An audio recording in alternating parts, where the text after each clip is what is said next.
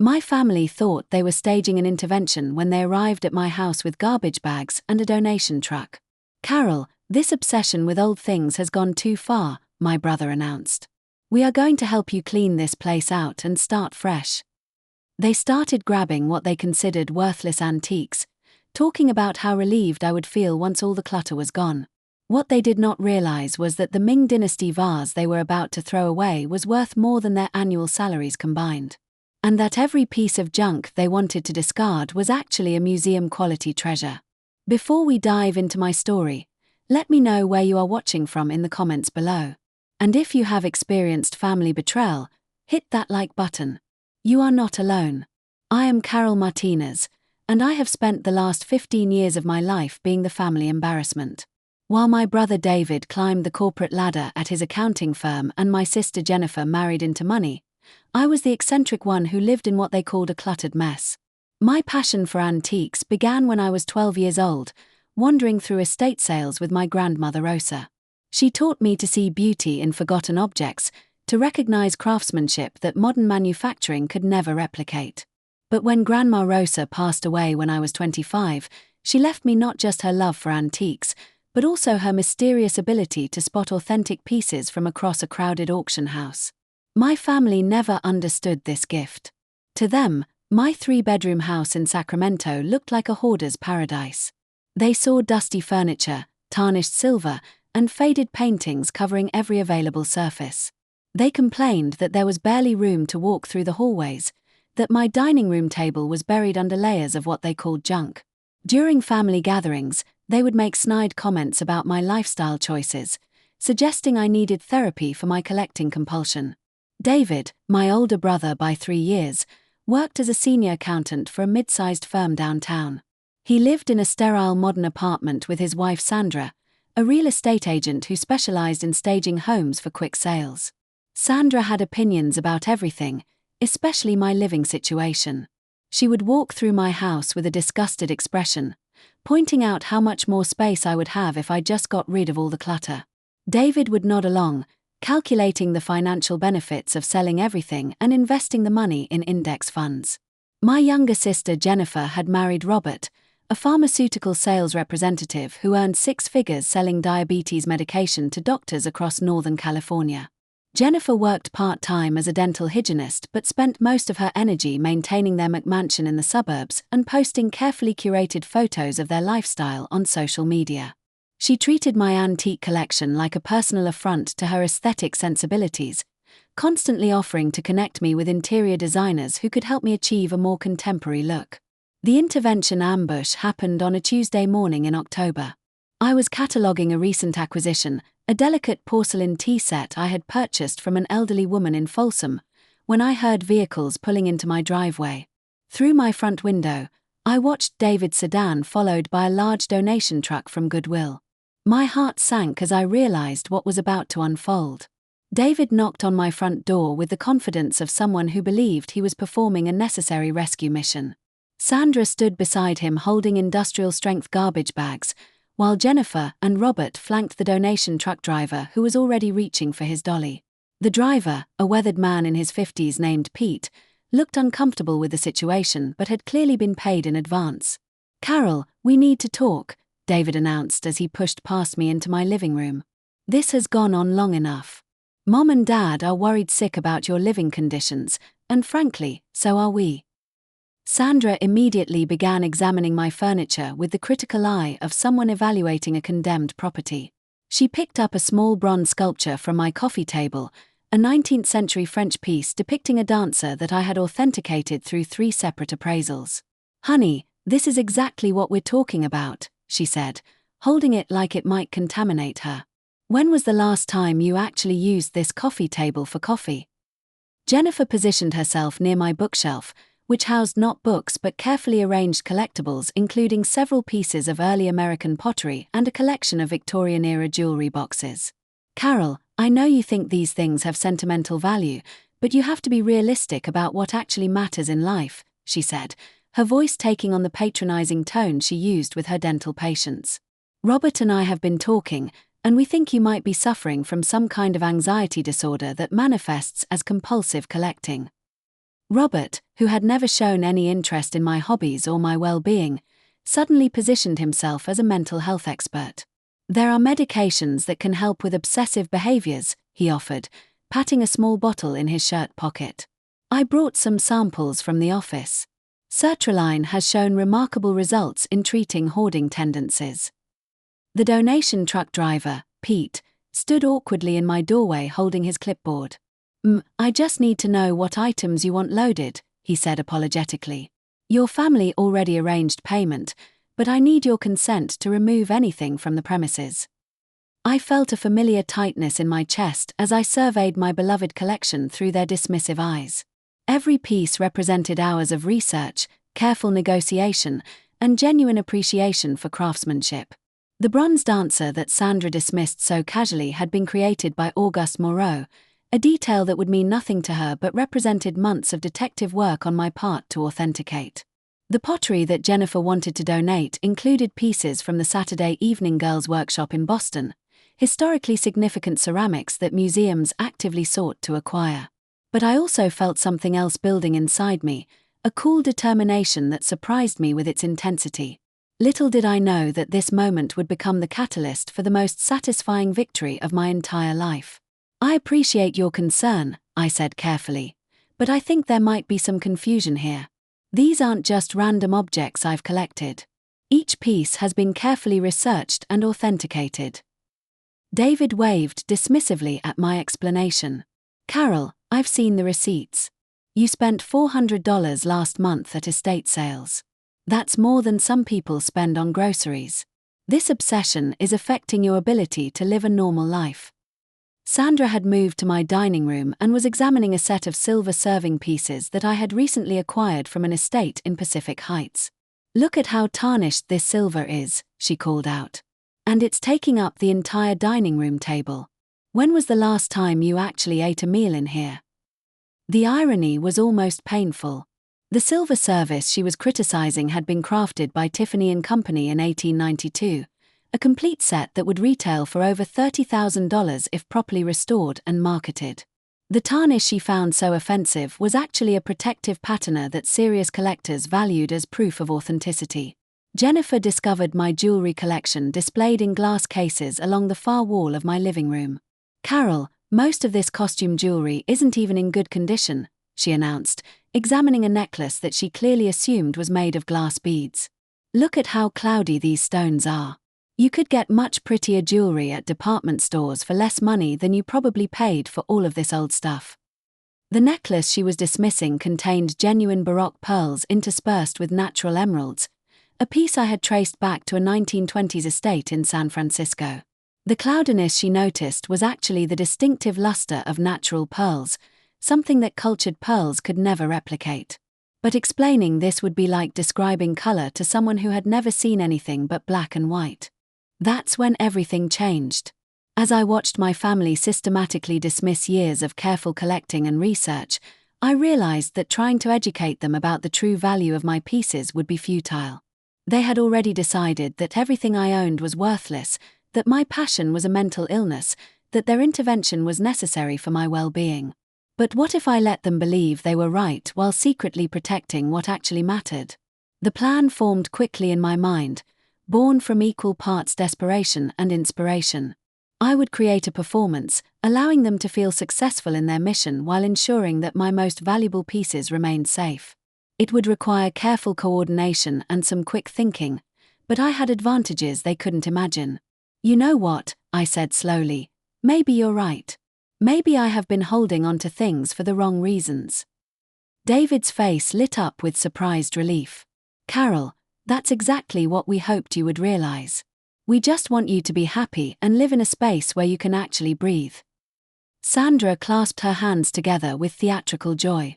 "Oh, Carol, you're going to love how spacious and clean everything feels once we get all this clutter cleared out." Jennifer actually hugged me, something she hadn't done in years. "I'm so proud of you for being open to change. This is going to be such a fresh start." Robert patted his sample medication bottle smugly.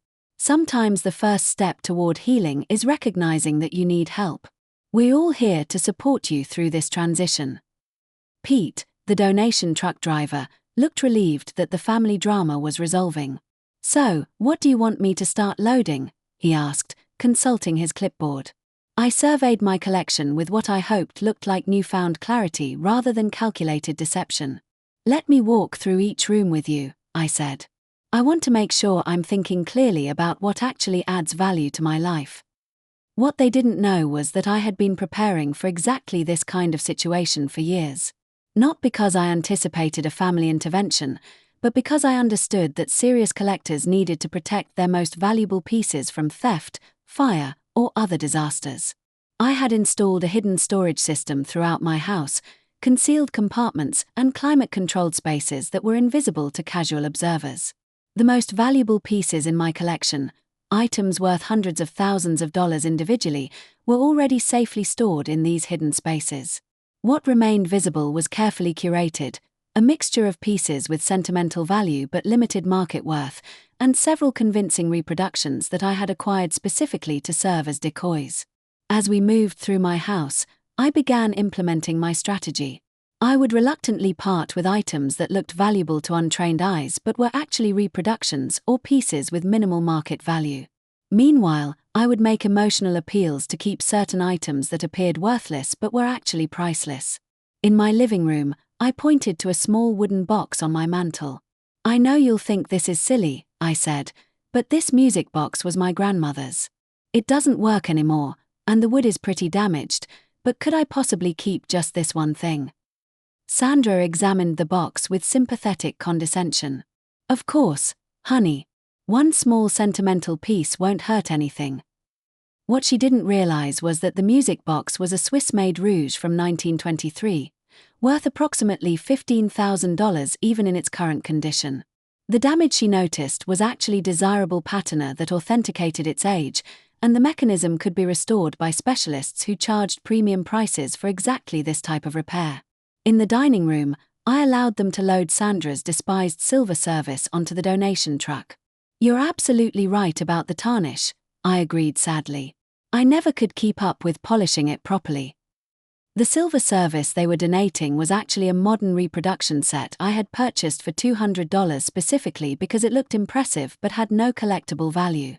The authentic Tiffany service was safely stored in my hidden vault, wrapped in acid-free tissue and stored in a humidity-controlled environment. But wait, it gets worse. As my family worked systematically through each room, their confidence in their rescue mission grew stronger.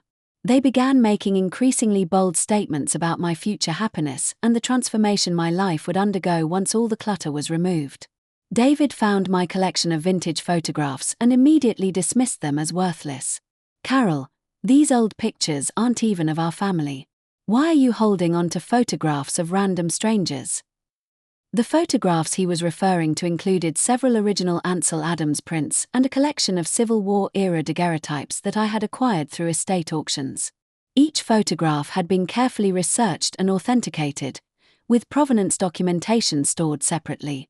But to David's untrained eye, they looked like faded pictures of people no one remembered. "I suppose you're right," I said, watching him stack them carelessly in a donation box. "I'm not sure why I thought they were important."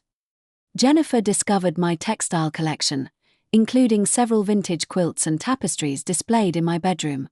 "Carol, these old blankets smell musty, and some of them have holes," she announced. "We can get you some beautiful new bedding at reasonable prices." The quilt she was criticizing included a Baltimore album quilt from 1850 that was worth approximately $45,000 and a Welsh wool tapestry from the 1700s that museums regularly contacted me about acquiring. But Jennifer saw only old fabric with wear patterns that she interpreted as damage rather than historical significance. As the morning progressed, I felt increasingly confident in my deception. My family was so convinced of their own expertise in determining value that they never questioned my willingness to part with items they assumed were valuable while fighting to keep things they considered worthless. The donation truck filled steadily with reproductions, damaged pieces with no market value, and items that looked impressive but were actually modern mass-produced goods. Meanwhile, everything of genuine value remained hidden in my secret storage system, safe from their well-intentioned destruction. By noon, my house looked dramatically different. The visible surfaces were clear, the rooms appeared spacious, and my family was practically glowing with satisfaction at their successful intervention. Sandra walked through each room taking before and after photos with her phone. "Carol, the transformation is incredible. Look how much room you have now. You can actually use your furniture for its intended purpose." David calculated the financial benefits of my newfound minimalism. "Just think about how much money you'll save on cleaning supplies and storage solutions. And your homeowner's insurance premiums might even decrease without all that fire hazard." Jennifer was already planning my social rehabilitation. "Now that you have proper living space, we can start having family gatherings here again. Robert and I would love to host game nights in your dining room." Robert, still convinced of his amateur psychology diagnosis, was planning my continued treatment.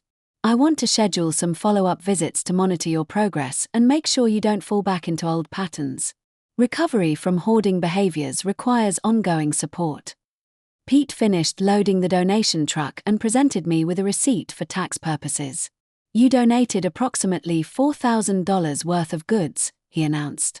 "That should provide a nice tax deduction come April." If only he knew that the actual value of what remained hidden in my house was approaching 8 figures, and that the items they had just donated were worth less than the gas money required to transport them. As my family prepared to leave, each offered final words of encouragement and support. They had successfully rescued me from my obsession, cleared my living space, and set me on a path toward normal life. They felt heroic, accomplished, and deeply satisfied with their intervention. Little did they know that the real show was just beginning. Over the following weeks, I began implementing the second phase of my plan. I carefully documented each piece in my hidden collection, photographed them from multiple angles, and researched their current market values. What I discovered exceeded even my most optimistic expectations. The Ming Dynasty vase that David had nearly thrown in the garbage was actually from the Xuande period, making it approximately 600 years old and worth an estimated $2.8 million. The jewelry that Jennifer had dismissed as cloudy costume pieces included several natural pearl necklaces worth over $500,000 each. My textile collection contained items that major museums would bid against each other to acquire, including a 17th-century French Audubon tapestry worth approximately $1.2 million. The furniture that Sandra had criticized for taking up too much space included pieces crafted by renowned artisans, whose work was actively sought by collectors worldwide. But the crown jewel of my collection was something my family had never even noticed: a small Chinese jade carving that I kept on my bedroom nightstand. They had walked past it dozens of times during their intervention, dismissing it as a cheap souvenir. In reality, it was a Han Dynasty burial jade worth approximately $3.5 million, authenticated by experts at the Asian Art Museum in San Francisco. As I tallied the total value of my hidden collection, I realized I was sitting on approximately $45 million in authenticated antiques and collectibles. My family had unwittingly helped me protect a treasure trove that exceeded their combined lifetime earnings by several orders of magnitude. That's when I decided it was time for the world to see what they had almost destroyed. The opportunity one had been waiting for arrived 3 weeks after the intervention, in the form of an email from PBS. The producers of Antiques Roadshow were announcing their upcoming Sacramento filming dates, and they were actively seeking local collectors with unusual or historically significant pieces. The application process was competitive, requiring detailed photographs and provenance documentation for each item submitted for consideration. I spent the next 2 weeks carefully preparing my application, selecting 5 pieces that would showcase both the diversity and quality of my hidden collection. The first was my Han Dynasty jade burial ornament, accompanied by authentication documents from 3 separate Asian art experts. The second was a Feyberge cigarette case that I had discovered at an estate sale in Napa Valley, complete with provenance tracing it back to the Russian imperial court. My third selection was a Native American Acoma pottery vessel created by Lucy Martin Lewis in 1957, a museum-quality piece that represented both artistic excellence and cultural significance. The fourth item was a first-edition copy of John James Audubon's Birds of America, one of only 120 known complete sets still in existence. Finally, I included a 19th-century Tiffany Studios lamp with an authentic dragonfly pattern shade, a piece that Louis Comfort Tiffany himself might have supervised during production. Each item came with extensive documentation, professional appraisals, and historical research that demonstrated not only their monetary value but also their cultural importance. I photographed each piece using professional lighting equipment, capturing details that would be visible to expert appraisers even through television cameras. The application process required a personal statement explaining my collecting philosophy and the significance of each piece to my overall collection. I wrote extensively about my grandmother Rosa's influence, my 15 years of dedicated research, and my commitment to preserving historically significant objects for future generations. I emphasized that my collection represented a lifetime of passionate study rather than casual accumulation. 6 weeks later, I received a phone call that changed everything. The voice on the other end belonged to Miranda Patterson, a senior producer for Antiques Roadshow who had reviewed my application personally. Her enthusiasm was immediately evident. "Carol, your submission is absolutely extraordinary," Miranda said, her voice filled with genuine excitement. "Our appraisers are particularly interested in your Han Dynasty jade piece and the Audubon folio. We would love to feature several of your items during our Sacramento taping." The filming was scheduled for a Saturday in early March, giving me 2 months to prepare for what would become either the most triumphant or most humiliating moment of my life. I chose not to inform my family about my selection, deciding instead that they should discover my success the same way millions of other viewers would, through national television. During the weeks leading up to filming, I couldn't help but notice how differently my family treated me in the aftermath of their successful intervention. David visited twice, both times commenting approvingly on how much more spacious and organized my house appeared. He no longer walked through my rooms with the worried expression of someone surveying a disaster area. Sandra brought her mother-in-law to see the transformation, presenting my emptied rooms as evidence of successful tough love intervention. "You should have seen this place before," Sandra explained to her bewildered guest. Carol was living like a hoarder, surrounded by piles of junk she insisted were valuable. Sometimes family members have to make difficult decisions to help someone they love. Jennifer started including me in family activities again, apparently confident that my collecting obsession had been cured. She invited me to her monthly book club, a group of suburban women who discussed romance novels while drinking wine and comparing home decorating ideas. During my first meeting, she introduced me as her sister who had recently overcome a hoarding problem through family intervention. Carol used to fill her entire house with old furniture and random objects she bought at garage sales, Jennifer announced to the group. But we helped her realize that holding on to so much clutter was preventing her from living her best life. Now look at her, she looks so much happier and more relaxed. The book club ladies nodded sympathetically, several sharing their own stories about family members who struggled with various forms of addiction or compulsive behavior. I smiled and accepted their well-meaning support, all while knowing that my hidden collection had grown even more valuable during the past month through several strategic acquisitions. Robert, meanwhile, had appointed himself as my ongoing mental health monitor. He called every few days to check on my progress and ensure I wasn't reverting to old collecting patterns. During one particularly condescending conversation, he offered to accompany me to estate sales as a supportive accountability partner.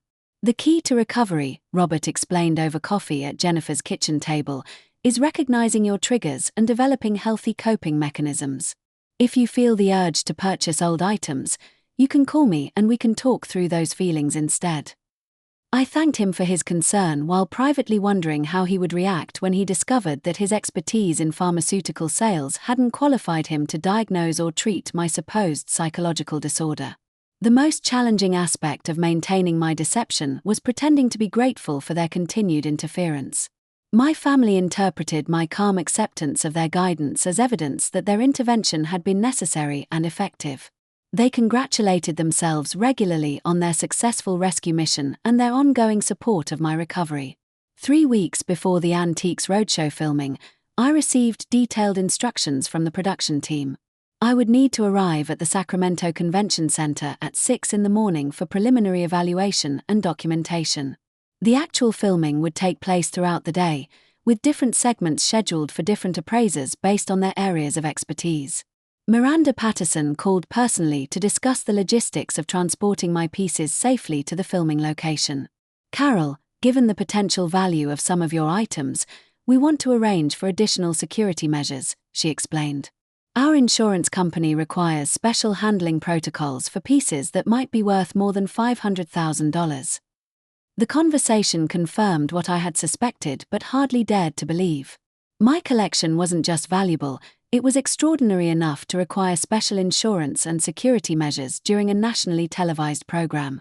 I began making subtle preparations for the filming day, arranging for professional transportation and conservation-quality storage containers for my selected pieces. I also contacted my insurance company to increase my coverage and ensure that my items would be protected during transport and filming. The night before filming, I could barely sleep.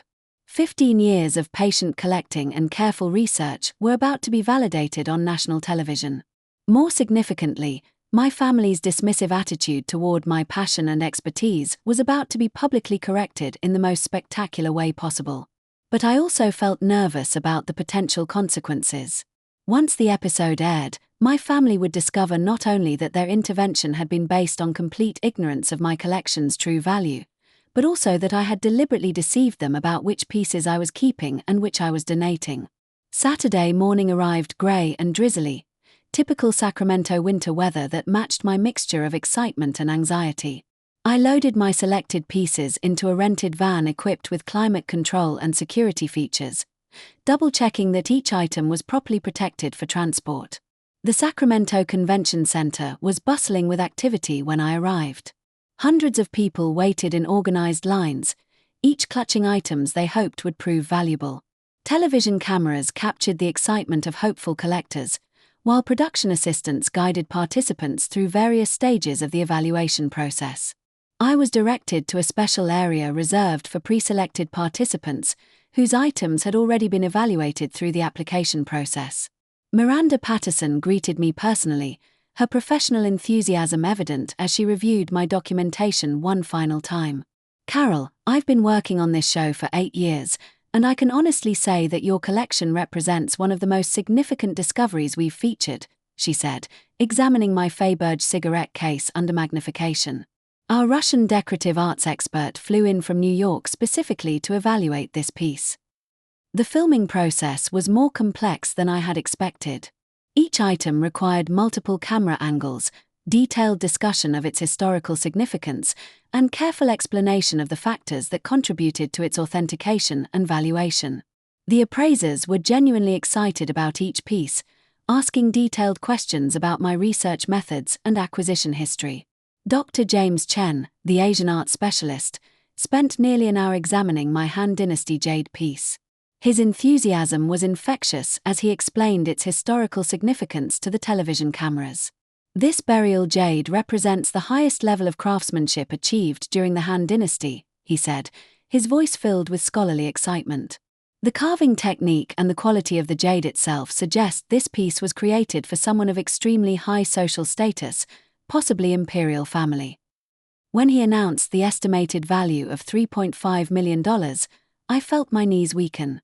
Hearing the figure spoken aloud by a recognized expert, with television cameras recording every word, made the magnitude of my collection's worth suddenly real in a way that private appraisals never had. The Audubon folio evaluation was equally dramatic. Dr. Patricia Whitman, the rare book specialist, handled the volume with reverence typically reserved for religious artifacts.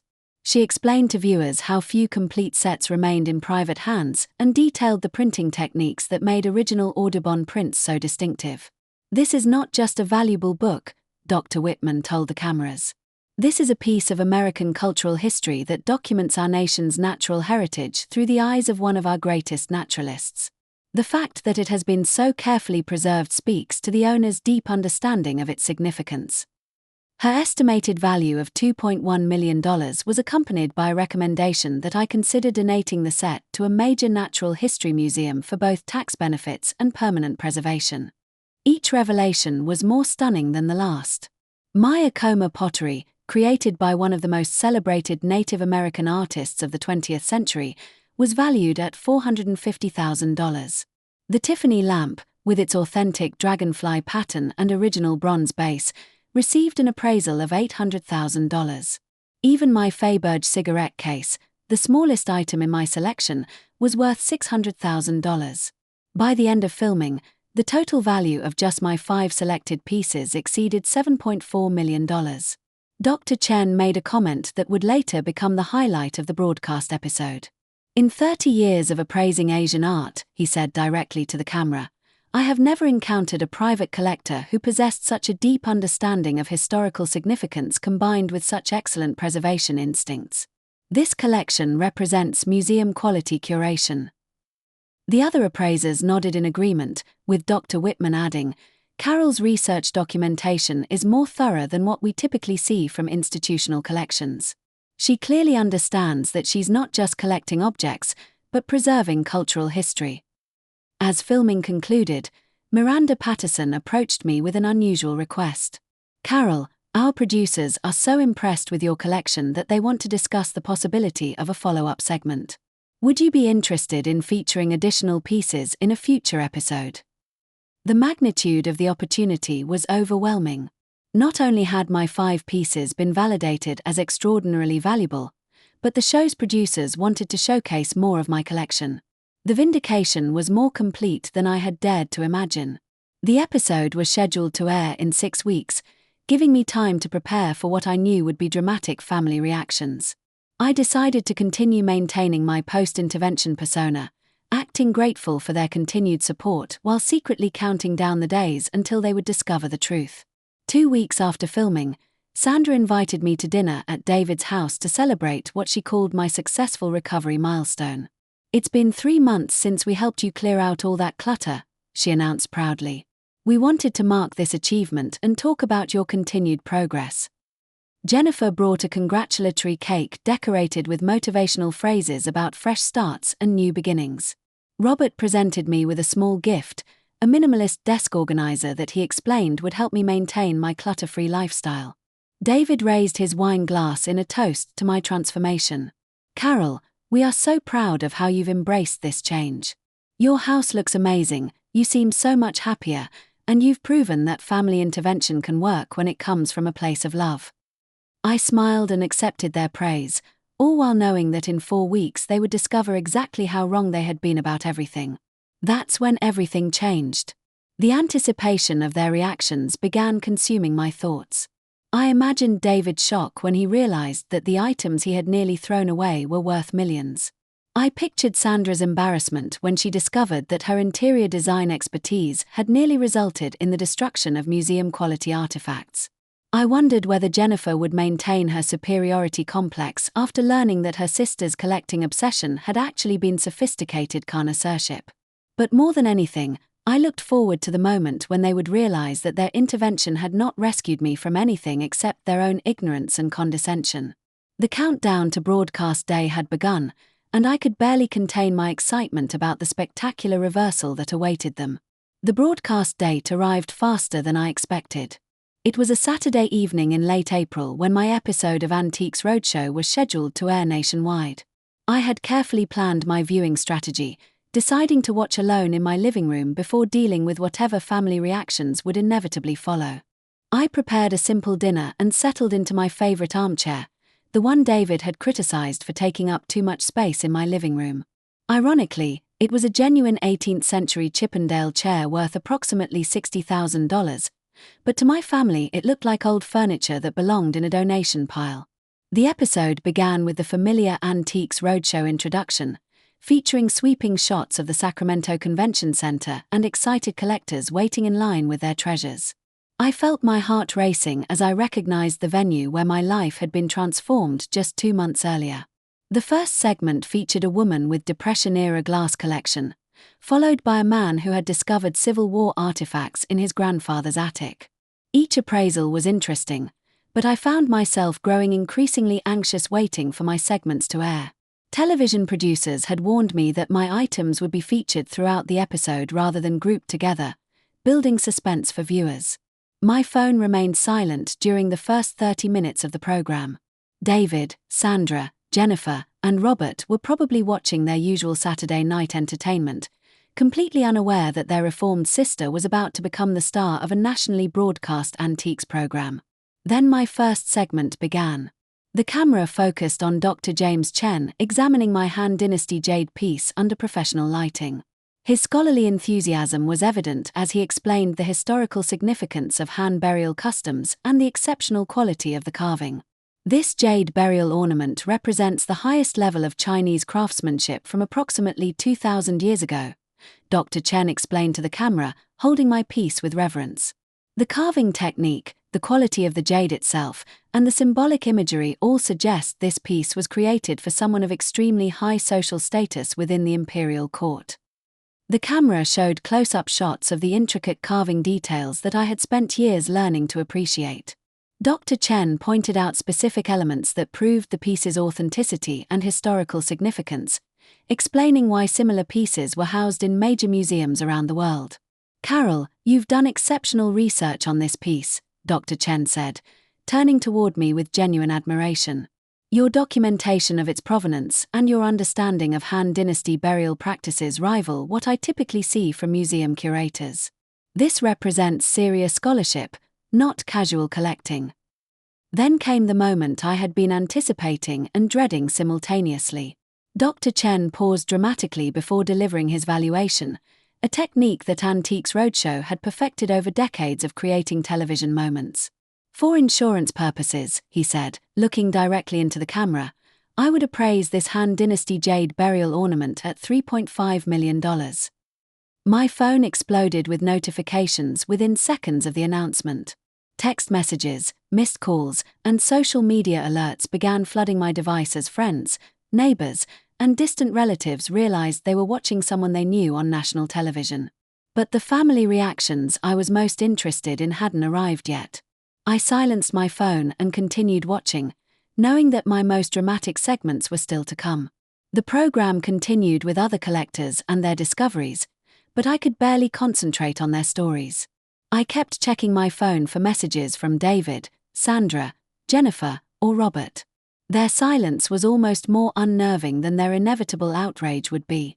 45 minutes into the episode, my second segment aired. This time the camera focused on Dr. Patricia Whitman examining my Audubon folio. Her reverence for the volume was immediately apparent as she carefully turned pages, explaining the printing techniques and artistic significance of each illustration. John James Audubon's Birds of America represents one of the greatest achievements in American natural history documentation, Dr. Whitman explained to viewers. Only 120 complete sets are known to exist today, and finding one in such exceptional condition in private hands is extraordinarily rare. She detailed the printing process, the historical context of Audubon's work, and the cultural significance of preserving such documentation of American wildlife.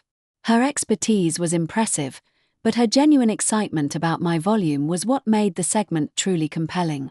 "Carol, your preservation of this volume demonstrates a deep understanding of its historical importance," Dr. Whitman said, addressing me directly.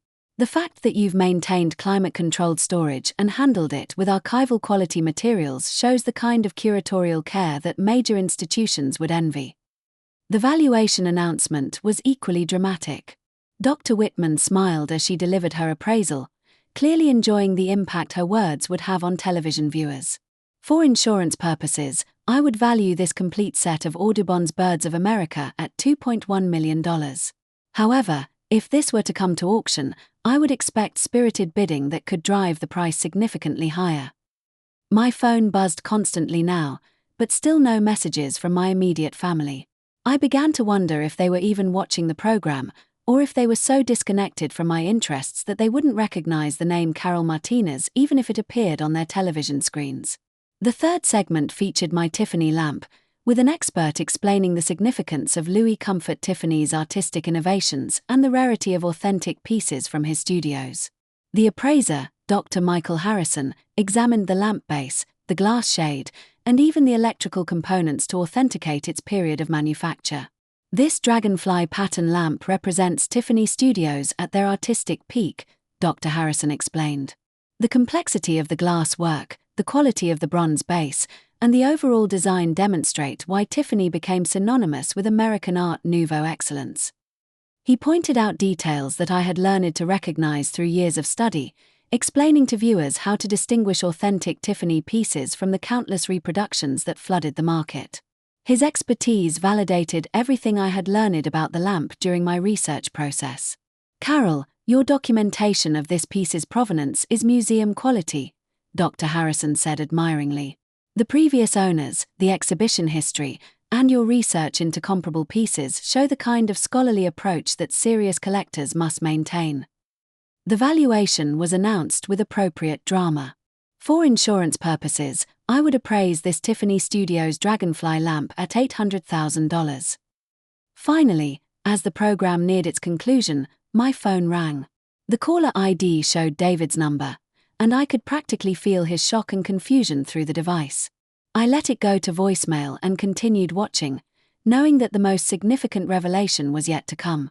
The fourth segment featured my Acoma pottery, with a Native American art specialist explaining the cultural significance of Lucy Martin Lewis's work and the importance of preserving traditional pottery techniques. The expert, Dr. Sarah Running Bear, provided context that enriched my understanding of the piece's importance beyond its monetary value.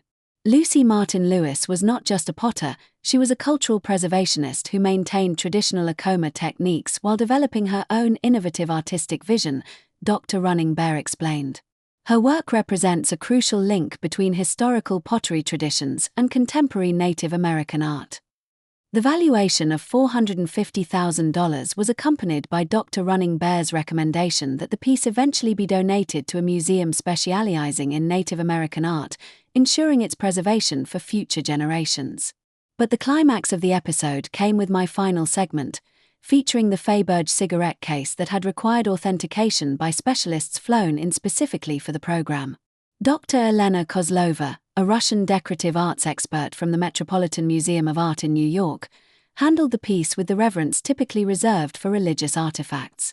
"This Feyberge cigarette case represents the highest level of Russian imperial craftsmanship," Dr. Kozlova explained, examining the piece under magnification. "The technique, the materials, the design elements, and most importantly, the provenance documentation all confirm that this piece was created in the Feyberge workshops for the Russian imperial court."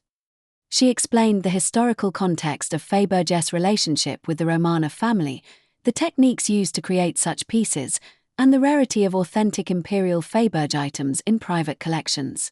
Her expertise was breathtaking, and her enthusiasm for the piece was infectious. "Carol, your research on this piece is extraordinary," Dr. Kozlova said, turning toward me with obvious respect. "Tracing the ownership from the imperial court through the various collectors who preserved it requires the kind of detective work that few private collectors ever attempt. This represents serious art historical scholarship." The final valuation was delivered with maximum dramatic impact. Dr. Kozlova paused, looked directly into the camera, and smiled before speaking. "For insurance purposes, I would appraise this Feyberge Imperial cigarette case at $600,000.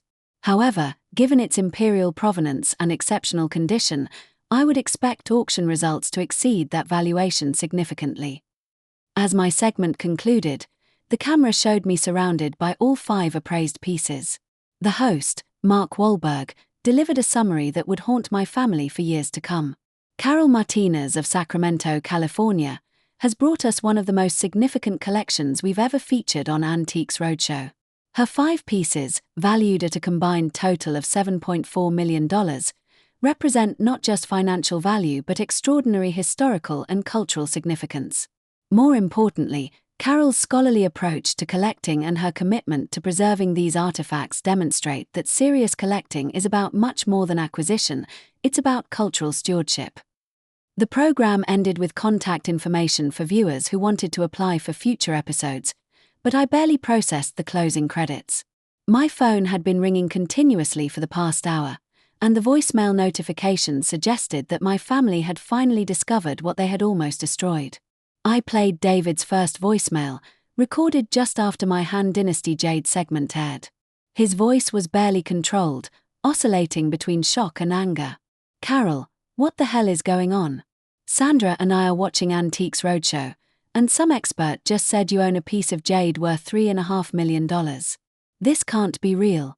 We cleaned out your house 3 months ago, and everything we saw was junk.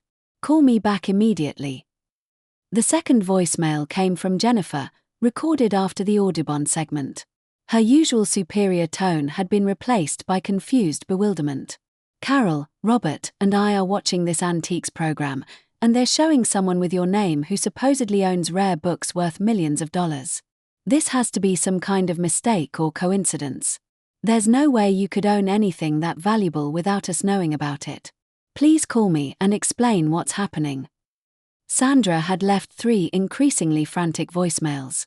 Her first was confused, her second was angry, and her third bordered on hysteria. Carol, I don't understand what's happening. The television is showing antiques worth millions of dollars, and they're saying you own them. But we threw away everything valuable when we cleaned out your house. We did you a favor by getting rid of all that clutter. How could you have hidden valuable things from your own family? This doesn't make sense. Robert's voicemail revealed his attempt to maintain his psychological expert persona even as his worldview collapsed around him. Carol, I think there might be some confusion about this television program. Perhaps you submitted photographs of items you wished you owned, or maybe this is some kind of therapy exercise related to your hoarding recovery. We should discuss this situation and make sure you're not experiencing any psychological setbacks related to your collecting obsession.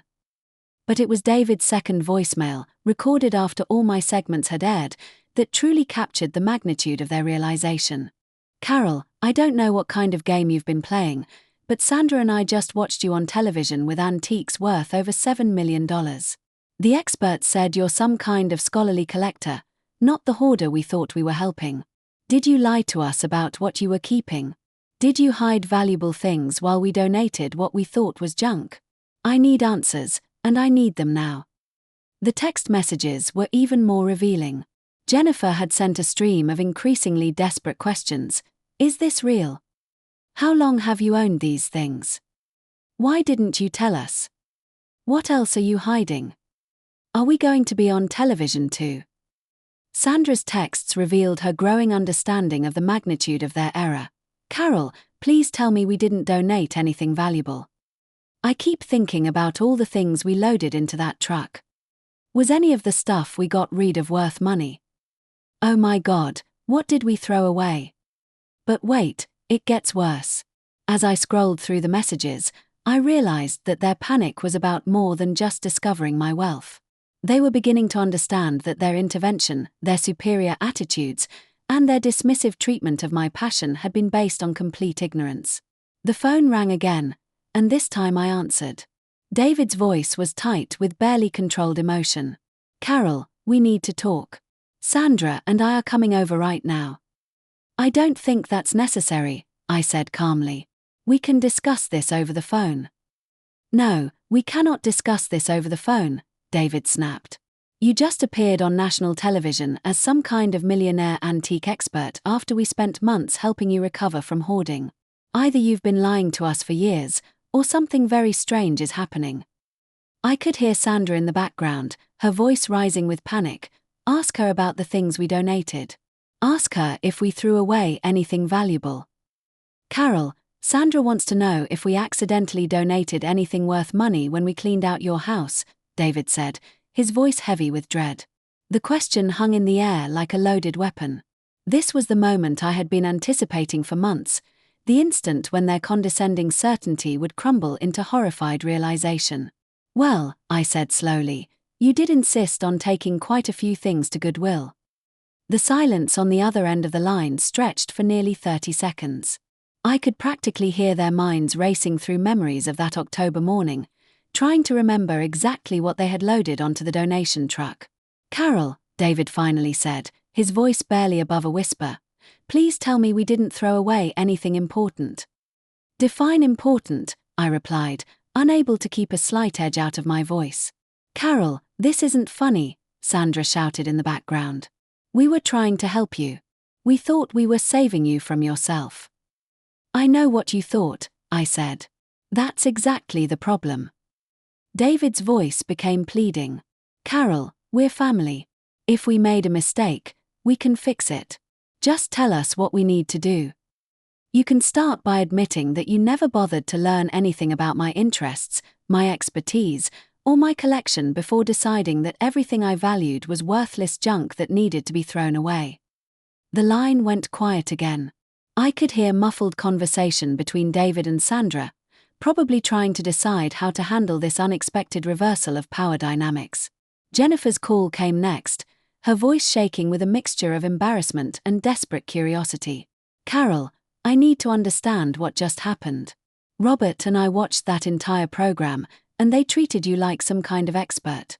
They said you've been collecting for 15 years and that your research is better than what museums do. How is that possible?" "It's possible because I've spent 15 years studying, researching, and learning about antiques while you've spent 15 years assuming I was mentally ill because my interests didn't match yours." "But we were worried about you," Jennifer protested. "Your house was so cluttered, and you spent all your money on old things instead of modern furniture and nice clothes." "My house was cluttered with museum-quality artifacts that I was preserving for their historical and cultural significance. What you saw as clutter was actually one of the most valuable private collections on the West Coast." Jennifer's voice became small and uncertain. "Carol, did we donate anything valuable when we cleaned out your house?" The question again. They were all fixated on the same terrifying possibility, that their rescue mission had actually resulted in the destruction of priceless artifacts.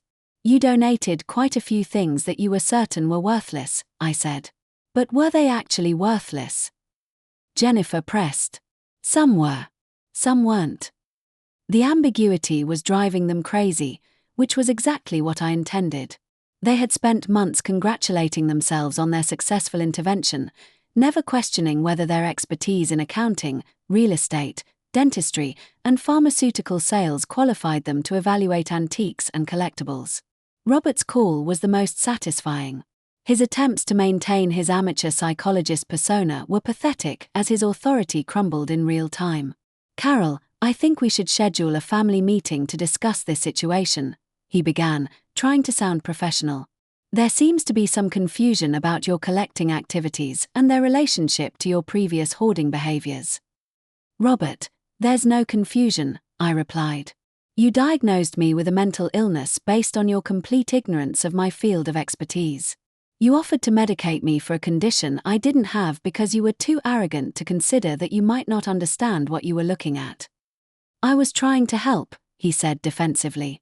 "Your behavior patterns matched textbook descriptions of hoarding disorder." "My behavior patterns matched textbook descriptions of serious collecting and scholarly research. The fact that you couldn't distinguish between mental illness and intellectual passion says more about your diagnostic abilities than about my mental health." The conversation continued for another 20 minutes, with Robert attempting to salvage his authority while I systematically demolished every assumption he had made about my psychological state. But the most dramatic confrontation came when my entire family arrived at my house the next morning. David, Sandra, Jennifer, and Robert stood on my front porch looking like a defeated army, their previous confidence replaced by nervous uncertainty. "Carol, we need to see what's left," Sandra announced without preamble. "We need to know what we threw away and what you kept." I invited them in, leading them through my house that they hadn't seen since their intervention 6 months earlier. The visible spaces remained clear, exactly as they had left them, which seemed to confuse them even more. "I don't understand," Jennifer said, looking around my living room. "Where are all the valuable things they showed on television?" "They're here," I said simply. "They were always here." "But we cleaned everything out," David protested. "We loaded truck after truck with old furniture and random objects." "You loaded truck after truck with reproductions, damaged pieces, and items with minimal value while I kept everything that was actually important." Sandra's face went white. "Are you saying you tricked us? You let us think we were helping you while you hid the valuable things." "I let you think what you were determined to think regardless of any evidence to the contrary. You decided everything I owned was worthless without bothering to research, authenticate, or evaluate any of it. I simply allowed your ignorance to protect what mattered." The revelation hung in the air like a bomb detonation. They had been so certain of their expertise, so confident in their intervention, so proud of their successful rescue mission. Now they were discovering that their sister, the family embarrassment, had outsmarted them completely while they congratulated themselves on their superior judgment. "Carol, we were trying to help," David said weakly. "No, you were trying to control. There's a difference." "We thought you were sick," Jennifer added. "You thought I was sick because my interests didn't match your suburban lifestyle preferences. You never bothered to learn about antiques, collecting, or preservation. You simply decided that anything you didn't understand was automatically worthless." Robert made one final attempt to assert his psychological expertise. "Carol, this level of deception suggests some concerning behavioral patterns that we should address professionally." I laughed, the sound sharp and bitter in the quiet room. "Robert, the only concerning behavioral pattern here is a family's willingness to diagnose mental illness in someone whose expertise they were too arrogant to acknowledge." The conversation continued for hours, cycling through anger, denial, bargaining, and gradual acceptance. They wanted to know the exact value of what they had donated, the current worth of my hidden collection, and most importantly, whether I would share my newfound wealth with the family members who had tried to destroy it. But the most satisfying moment came when Sandra asked the question that revealed the depth of their misunderstanding. "Carol, if you're really worth $45 million, why are you still living in this modest house in Sacramento instead of buying a mansion in San Francisco or Los Angeles?" The question demonstrated that even after everything they had learned, they still didn't understand what motivated me. They assumed that wealth automatically meant conspicuous consumption, that success required abandoning your values and interests in favor of status symbols that impress strangers. Because this house contains climate-controlled storage for my collection, custom-built display cases, and security systems designed to protect irreplaceable artifacts, a mansion in San Francisco would be a step down from what I've built here. They left that afternoon defeated and confused, their worldview fundamentally altered by the discovery that their eccentric sister was actually a sophisticated expert whose passion had created generational wealth. More importantly, they had learned that their intervention, rather than rescuing me from obsession, had nearly destroyed one of the most significant private collections on the West Coast. Over the following months, my life changed dramatically. The Antiques Roadshow episode brought me recognition from museums, collectors, and institutions around the world. I received offers to consult on acquisitions, authenticate pieces for major auction houses, and even teach courses on collecting methodology at local universities. My family's attempts to reconcile were awkward and transparent. David offered to help me manage my newfound wealth, despite his complete lack of expertise in art investment. Sandra suggested I might want to upgrade my living situation now that I could afford better. Jennifer proposed family vacations that I could fund with my collection's value. Robert offered ongoing psychological support for the stress of sudden wealth. All of their approaches missed the point entirely. My collection had never been about money, though the financial value was a nice validation of my expertise. It had been about preserving history, understanding craftsmanship, and connecting with cultural traditions that span centuries. But I had learned something valuable about family dynamics during this experience. Sometimes the people who claim to love you most are actually the least capable of understanding who you really are. Their intervention had been motivated by genuine concern, but it was concern filtered through their own limitations, assumptions, and prejudices. The real victory wasn't the recognition or the wealth. It was the knowledge that I had trusted my own judgment, maintained my integrity, and preserved something beautiful for future generations despite pressure from people who claimed to know better. 6 months after the episode aired, I received a letter from the Smithsonian Institution requesting the loan of several pieces for a major exhibition on American collecting practices. The curator specifically mentioned my research methodology and preservation techniques as examples of excellence in private collecting. I framed the letter and hung it in my study, right next to a photograph of my grandmother Rosa at an estate sale in 1985. She would have been proud to know that the passion she ignited in a 12-year-old girl had grown into something that major institutions respected and valued. My family gradually accepted that I wasn't going to change my lifestyle or share my wealth just because they now understood its magnitude. We developed a new dynamic based on grudging respect rather than patronizing concern, which was actually an improvement over our previous relationship. And whenever I walk through my house, past the hidden storage areas that protected my collection from well-meaning destruction, I remember that sometimes the greatest victory is simply refusing to let other people define your worth or dictate your passions. The Ming Dynasty vase that David almost threw in the garbage still sits in its climate-controlled case, worth more than his annual salary but priceless to me for reasons that have nothing to do with money. Every time I look at it, I remember that authenticity and value aren't always visible to untrained eyes, whether you're talking about antiques or people. That's the lesson I hope viewers learned from watching my story unfold on national television. Sometimes the things that look like junk to some people are actually treasures to those who know how to see them properly. And sometimes the family member you think needs rescuing is actually the one who could teach you the most, if you were humble enough to listen. If you enjoyed this story of family drama and sweet revenge, please hit that like button and subscribe for more incredible true stories. Share your own experiences with family misunderstandings in the comments below. Have you ever had your expertise dismissed by people who didn't understand your passion? Let me know your thoughts, and remember that sometimes the best revenge is simply proving them wrong on national television. Thanks for watching, and I will see you in the next story. Echoes of a broken heart, silence grins where your promise died. I hold the ghost of the life we dreamed, but the truth cuts deeper than the lie. Every memory tastes like smoke.